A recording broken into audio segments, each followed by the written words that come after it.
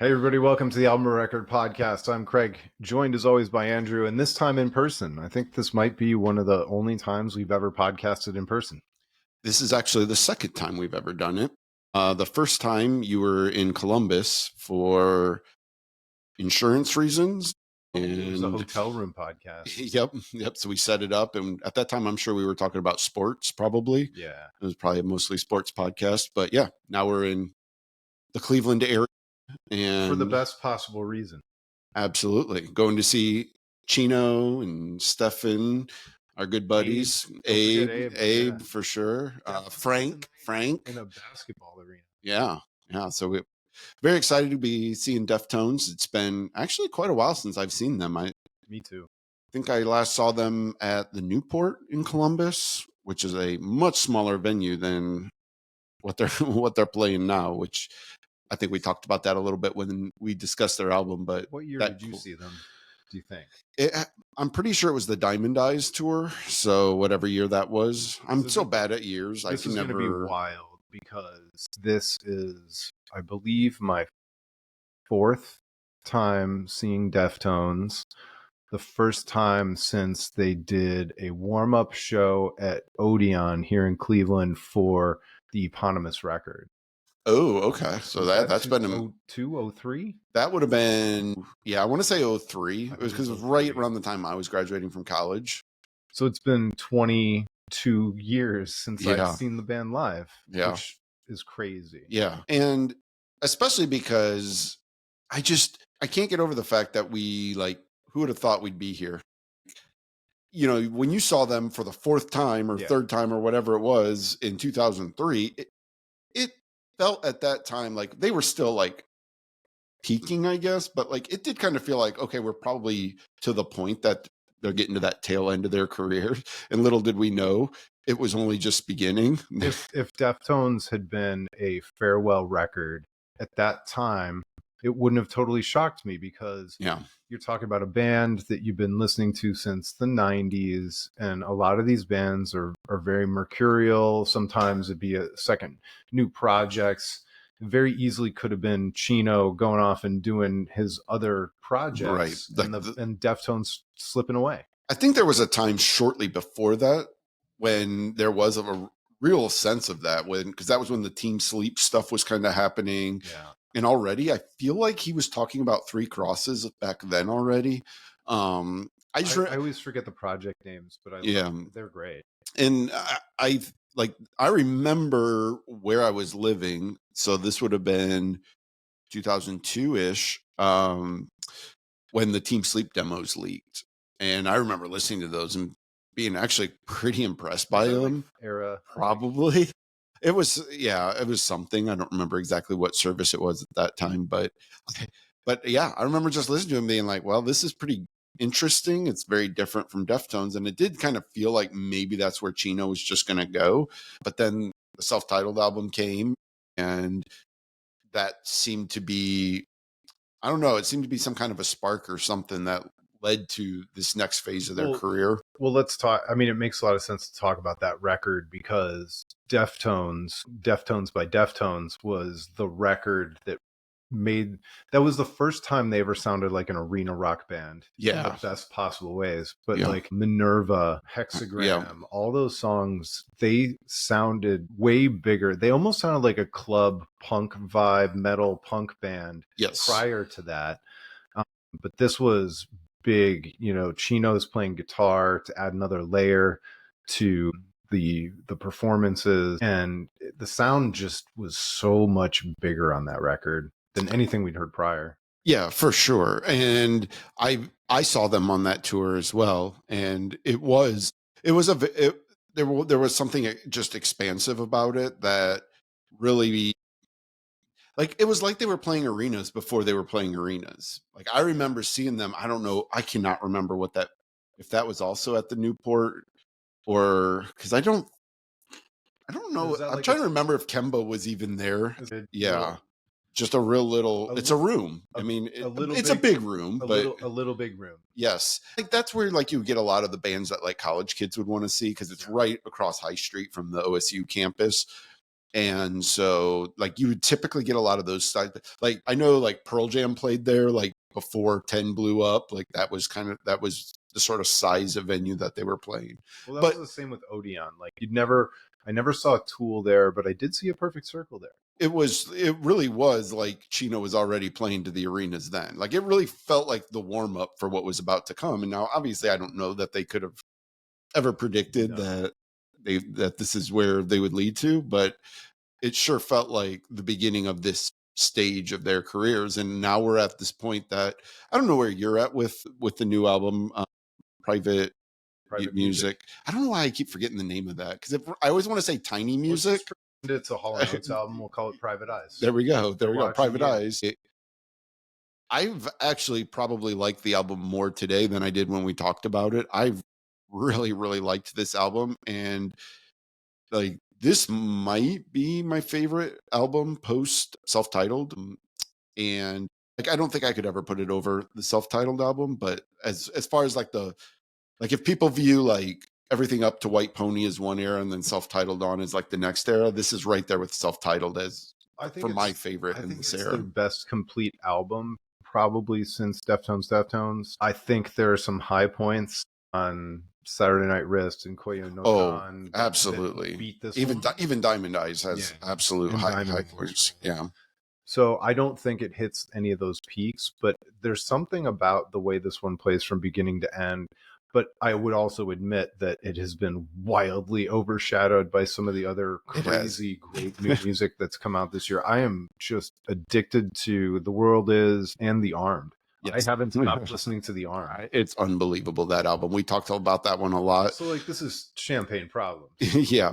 But it is funny that such a slow year for the majority of the year, like this third quarter has been nuts. Oh, and by the way, the one that's more me than you, Runner, that new Runner record. I haven't checked that out yet. I think I forgot that it was that most incredible quality record I've heard all year long. Yeah. And we've still got more to come. Military Gun put out another single today. I don't know if you got a chance to listen to that yet. Single? No, but it's good. It's going to be a great record. What's interesting about what I've heard from them, pushing the envelope, but it's going to be a great Military Gun record. Yes. And that's what's funny about it. That's what I was going to lead to, is like listening to these songs. You got to be careful not to project too much as you know certain things, but knowing that Nick from Drug Church is no longer in Military Gun, I have felt in these singles that the guitars are far less interesting than they were on the previous album. I feel like they miss that dynamic style that he brings, but I think that Ian Shelton is just on his game right now. Like these singles, he is in the zone with his singing, and the melodies that he's coming up with are so good. So that's going to be another exciting one. It sounds inspired. Yeah, for sure. But then again, it sounds exactly like the last Military Gun record as well.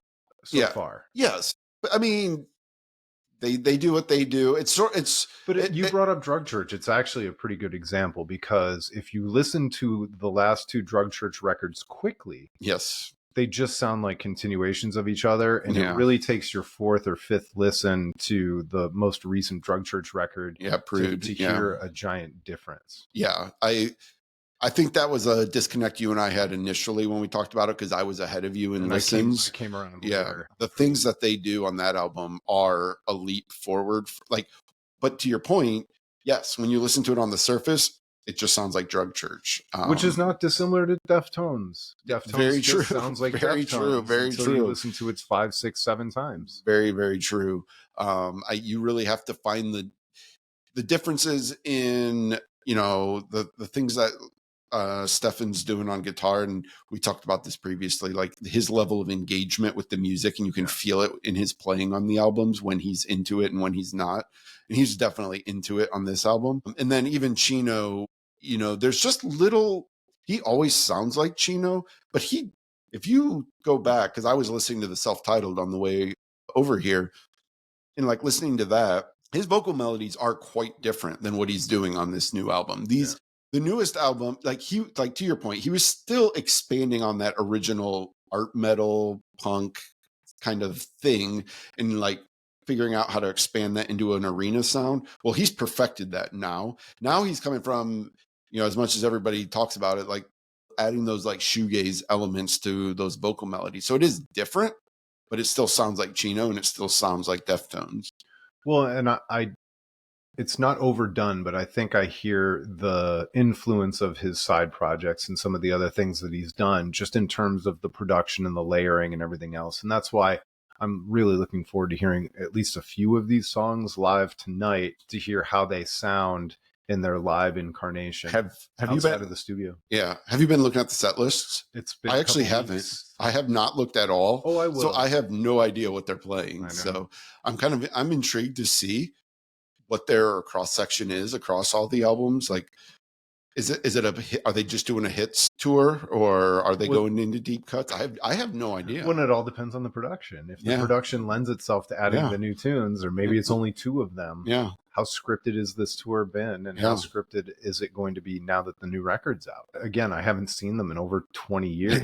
So, and certainly not in this format, in this venue format. So to try and understand like where they are, you and I talked about that a lot with Pearl Jam, where on this last tour, they really amped up the production and it didn't seem to impact their set list too much, except they had programmed sections, very distinct programmed sections that didn't vary much across the entire tour. Yeah, which was unique for them. And I know back when we were seeing them, their set lists were mostly the same night to night, but there would be like 3 or 4 songs that were kind of being mixed in and it seemed like most nights Deftones was playing some kind of a deeper cut from Adrenaline or Around the Fur, like a nod to the fans that have been there from the beginning. And I don't know if they still do that or not, because again, they're catering to very different fan bases now. And so what we consider a deep cut we want to see may not be the same deep cut that a 25-year-old or a 30-year-old who's at this show wants to see. It's interesting, especially with the first record, because when bands get to the level of Deftones, you could almost skip the first record altogether. Sure. But they'll never be able to escape at least the top 2 or 3 from Around the Fur. Yeah, I mean, that's still the album that they're probably like most identified with, I think. I mean, that White Pony is right there with it, but I really think in part because of the album cover and just the way that album exploded them to another level. Around the Fur is how they became the sexy metal band. Yes, exactly. But it was... I'm 46. It's weird for me to say it as much as it's weird for you to hear it. Yeah, but when we were kids or younger and looking at that album cover... I was 19. Yeah, that was an awesome album cover. But I actually think that aided their image. And then especially with the breathy vocals and the art rock and the comparisons to The Cure, then all of a sudden, it kind of became a joke at first. And then people are like, well, no, there's like a lot of sexual tension in the music and what he's writing about. And it's a weird kind of a thing. Whereas the rest of that new metal scene was knuckle dragging or caustic, like Rage and System of a Down. Yeah, I think that's like, we know they were always the outliers. Like, they just were. Nobody was ever going to accuse Korn of being sexy. Right. Definitely not.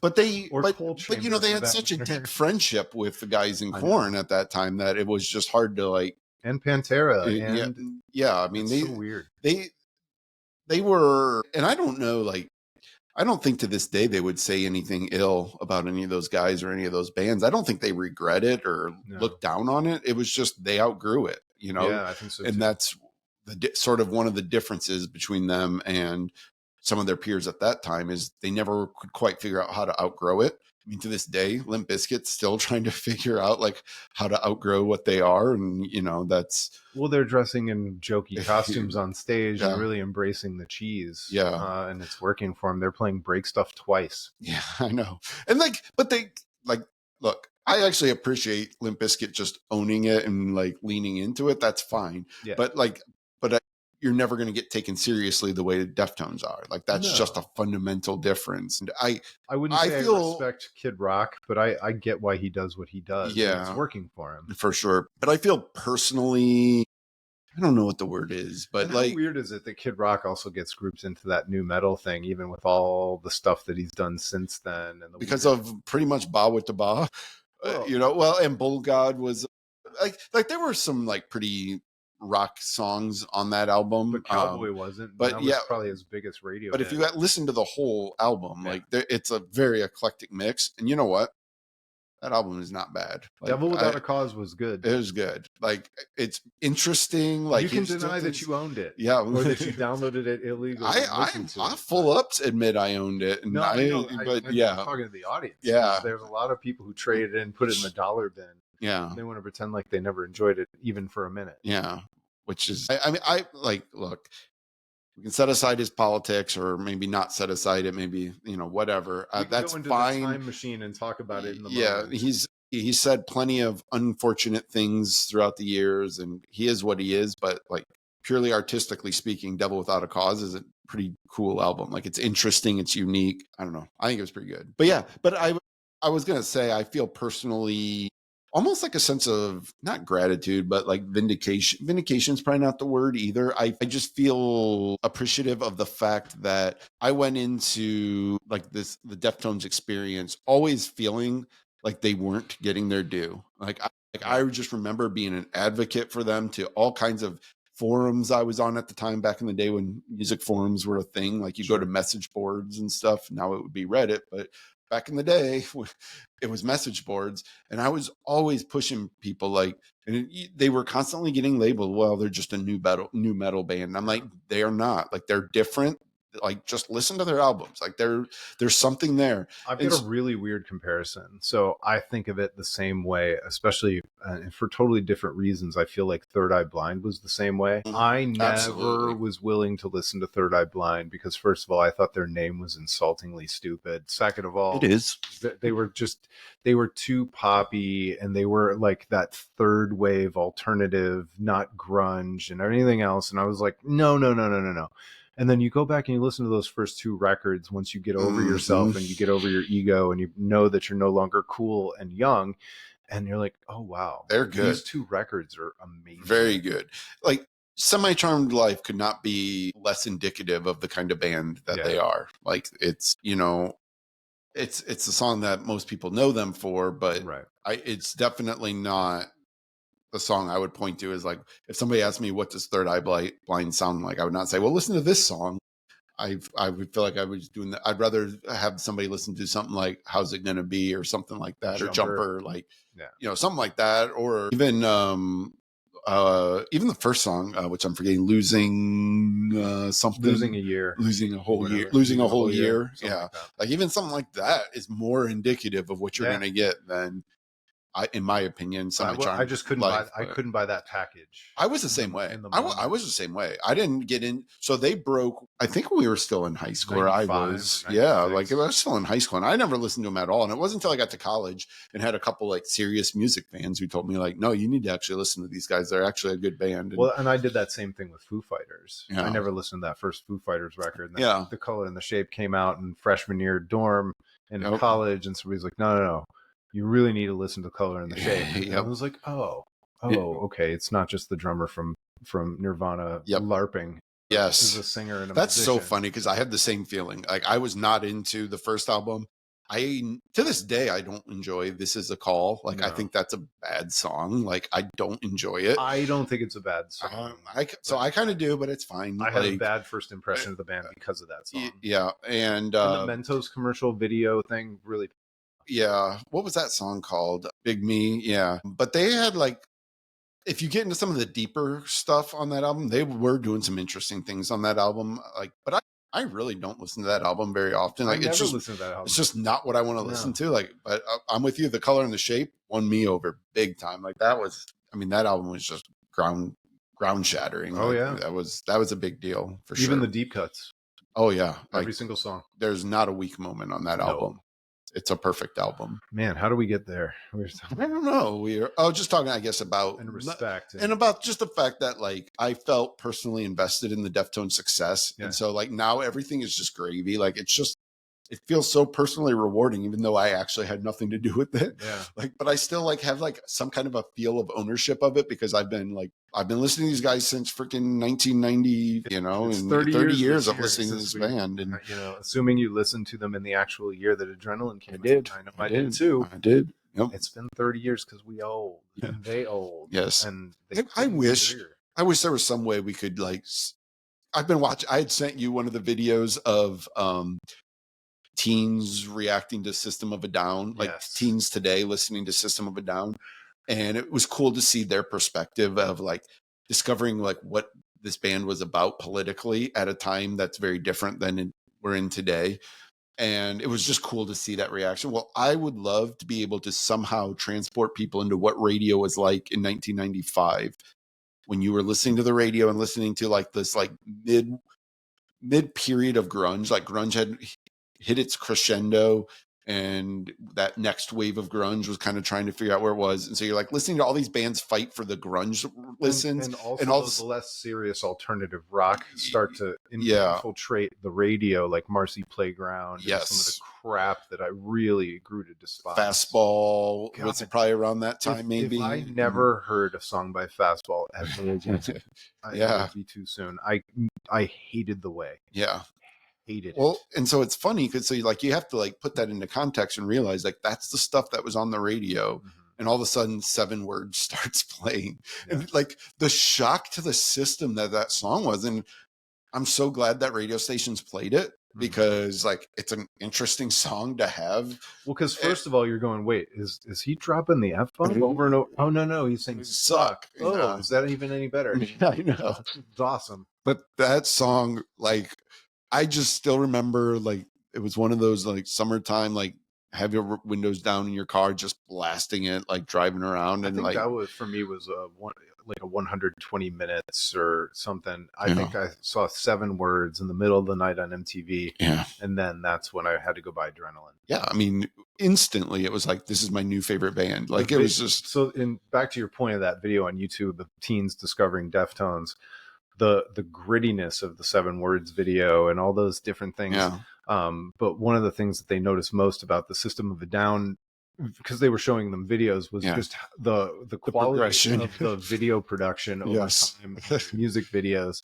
And that was really funny to see too, because you know, you and I know, like when we're watching a video that was originally shot in 480p versus one that's shot in HD now 4K, and it's just wild. It's hilarious going back and watching the music videos that we grew up with that like just seemed like they looked good, you know. And now fidelity at the time. Yeah, that's right.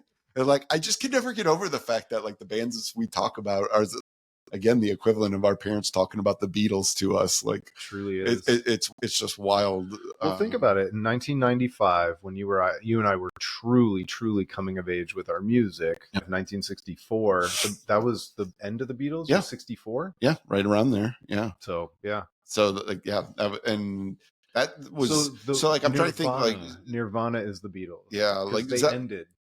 Yeah, that's right. 94 was the end of Nirvana. So, and I actually think you kind of go to 95 just because of the Unplugged. Yeah, that the posthumous year of Nirvana was almost as big as the rest of their career. Yes, but yeah, you're right. They truly, obviously, ended in 94. I'm trying to think like.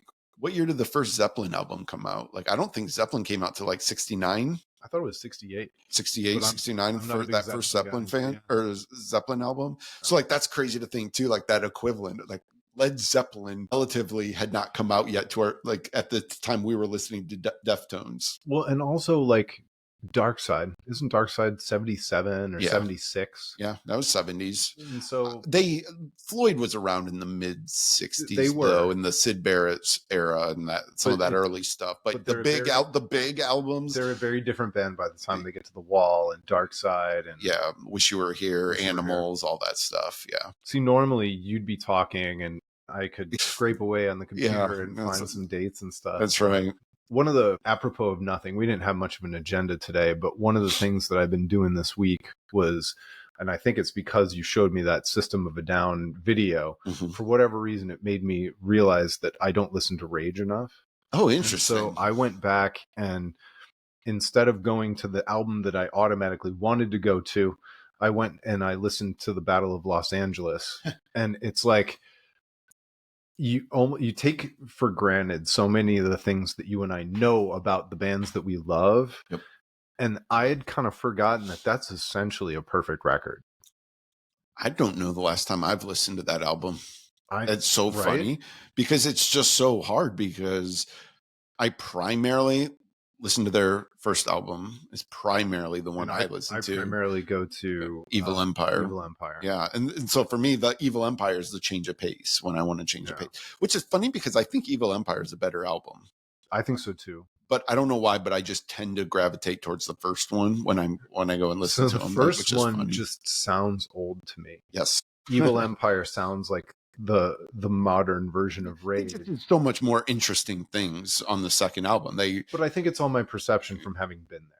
Yeah, that could be. I don't know, but like the first album, there's a couple songs that are kind of outliers that are a little bit different, but for the most part, the first album, they're doing what they're doing on that whole thing. Evil Empire, they got super experimental. Yeah, like Tom Morello was, as the kids would say, in the bag or in his bag. I can't even say it right. Yeah, old man tries to say catchphrases, but he was in his bag on Evil Empire.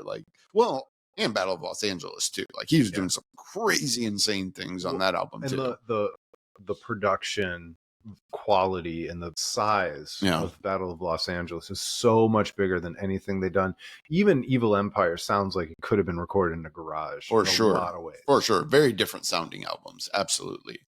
I just personally kind of like the grittier sound of Evil Empire better. Me too. But man, like I don't know that they've ever written a song as powerful as Testify. And But I feel like when I listen to Evil Empire, I can hear room noises. Like you don't hear anything on Battle of Los Angeles. No, Battle of Los Angeles is like a pristine sounding album. So it's almost like a reverse Soundgarden where Super Unknown, you hear no room sounds unless it was on purpose. But then down on the upside, they went it was a reaction to that. And we talked about that when we did our Super Unknown album, that like Super Unknown is very intentional in the way it was produced and the way it sounds, and it sounds great and it's awesome. But like for a band like Soundgarden, they just couldn't do it again. They were just like, we need to get some like grounded earthiness back into the sound. So they worked with Adam Casper, who, famously kind of reinvigorated the way that they recorded that album. But I guess my roundabout point was that from a message standpoint, Rage sounds current, almost completely and totally. From a production standpoint, this isn't like trying to my parents trying to get me to listen to something from the 60s. It's just we've had a flattening of culture because production quality is almost as good, and not. It's only incrementally better today than it was even 30 years ago. Yeah, and so we've just had this giant flattening. Yeah. Well, that's interesting. Like I'm trying to think about like now in my head, what's like.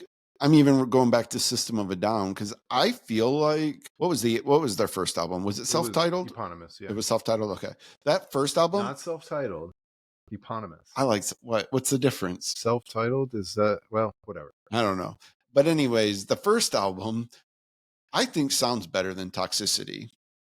I actually like that's a weird one where Toxicity sounds a little muddy to me and maybe some of that is in the songwriting itself, because the songs are quite different the way they approached those two albums. I actually like the production on Toxicity better, but I actually think it's a step backwards in terms of polish. Okay. Where it feels more organic to me. Okay. Then maybe that's what's going on with that. I'm not sure, but I just listened to those two albums recently because of that video. But what's funny though is because I feel like, and I did not listen to Hypnotize and Mesmerize, but like in my head, I remember feeling like that was like another level of polish for them. Like that was when they like lost it sounds harsher than I intended, but they lost a lot of that. Like they were not like the scrappy up and coming band. They were one of the biggest bands in the world. Yes, they use the studio like an actual instrument, as opposed to being a band that comes to the studio just to record the band. Yeah, that's a great way to put it. They produced those records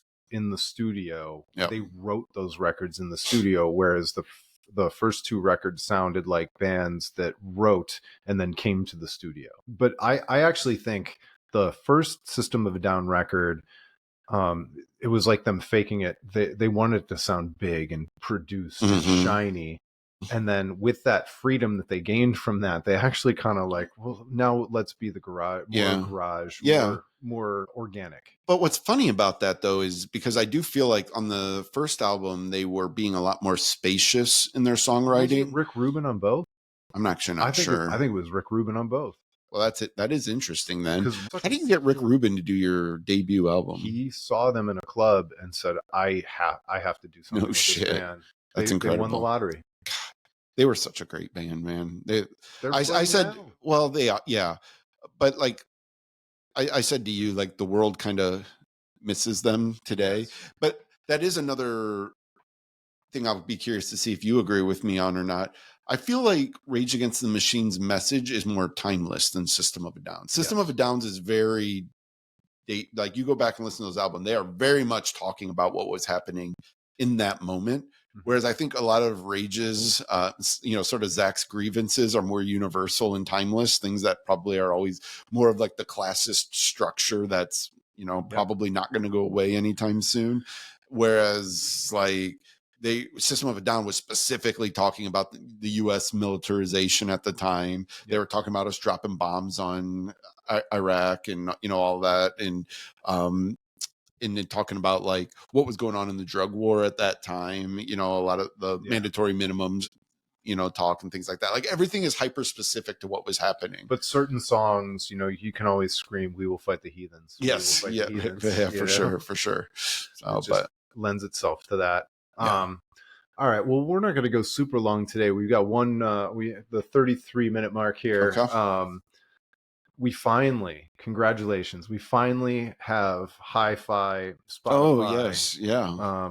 I don't have it yet, but it will be rolled out to our accounts presumably over the next couple of weeks. Yeah. So what you need to do is just keep checking your phone. I'm going to check mine right now. I keep going to the App Store and trying to do updates too. So I did an update earlier today and it didn't have it. I'm just going to open it up my Spotify, and this will be awesome if I actually have it. Fantastic. But yeah, so it does not appear that I have it.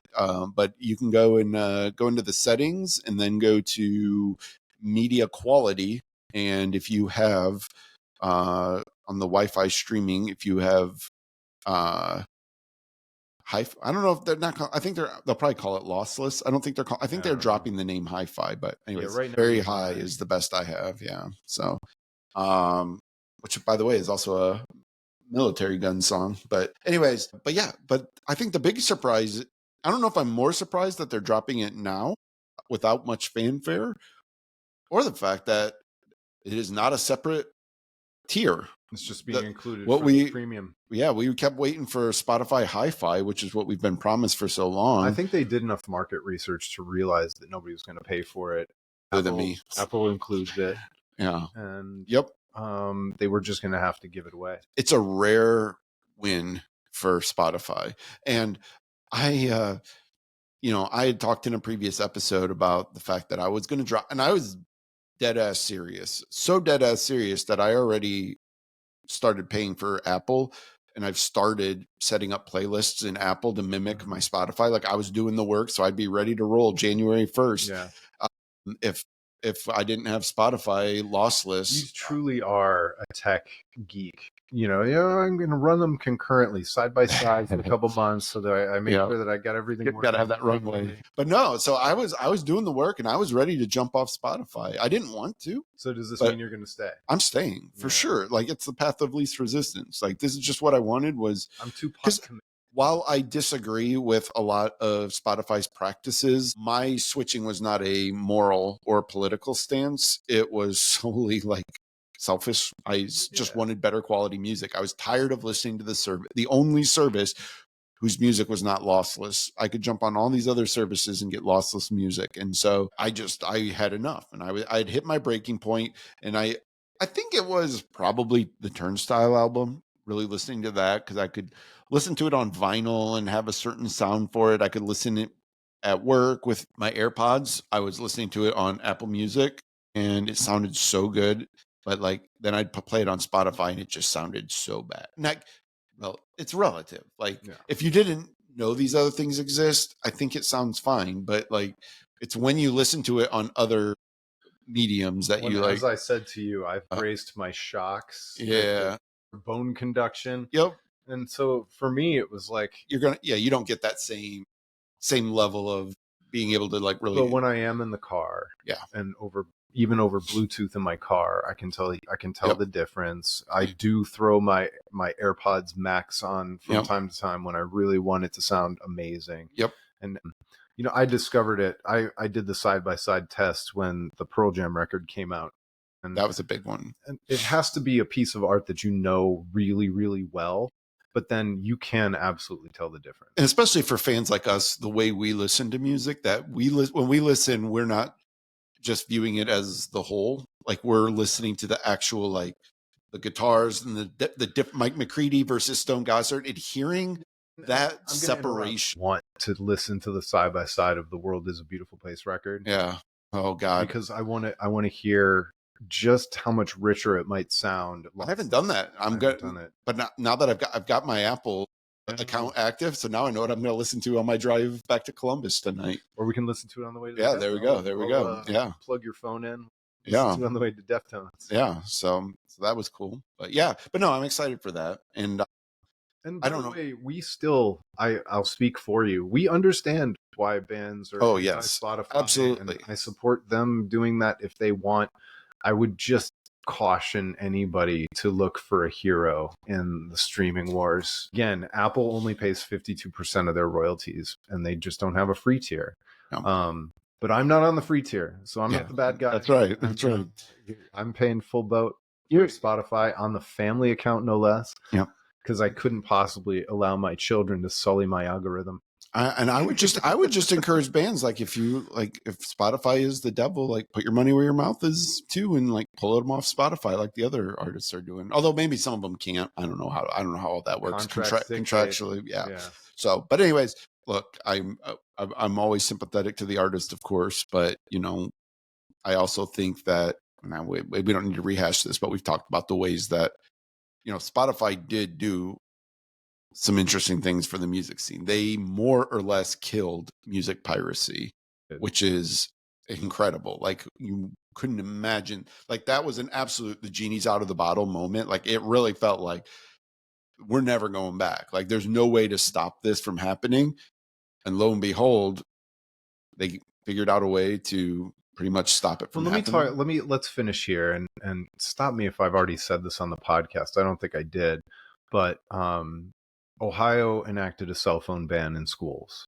Mm-hmm. And so my son resurrected my iPod Classic. Oh, God, I love those. Because he found, I don't know if it's technically allowed, but it's not connected to Wi-Fi. It's not a smart device. Yep. So it still works. Yep. It's one of the original ones. I have one. Is it what were they, 256? I think mine was a 120. Okay. I think it was, it still has the real metal casing and surround. The feel still is great too of that wheel. The feedback you get spinning that wheel still feels great. Like I love that device and I kind of miss it if I'm being honest. What's crazy is, so last week I spent about an hour teaching him, number one, to download iTunes. Number two, how to acquire different MP3s. Yeah. And then how to drag and drop those suckers on a physical player. Things we take for granted. But to your point, like Spotify killed that.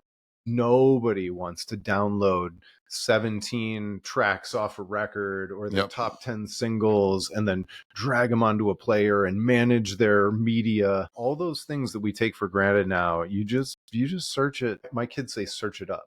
You heard that one? I have not. The kids say search it up. Which is very weird to me. Search it up, bro. They just search it up and play it. Search it up. Cool. Well, I got one more thing you can search up. Search it up. Turnstile. I don't know if you saw this today. Tiny Desk made a return to the Tiny Desk, and unfortunately, I was watching it right before I had to leave to come here, so I didn't get to watch the whole set yet. But I watched about half of it, and it's as awesome as I thought it would be. Very different from their previous Tiny Desk, though. This is much more electric than their previous Tiny Desk performance was. But it was fun. The horns were great. The whole band, Meg, everybody was killer. Yeah. Dude, they're such a vibe. Search it up. Search them up. Yeah, search it up. They're such a vibe. Turnstile is a vibe. Search it up. Yep. All right, and with that, we're gonna go downtown and see Deftones, and It'll be a time. Pretty sure that's what we're gonna be talking about next week. Pretty sure. All right, thanks so much for joining us. We'll talk to you next time. It's been the Album of Record podcast.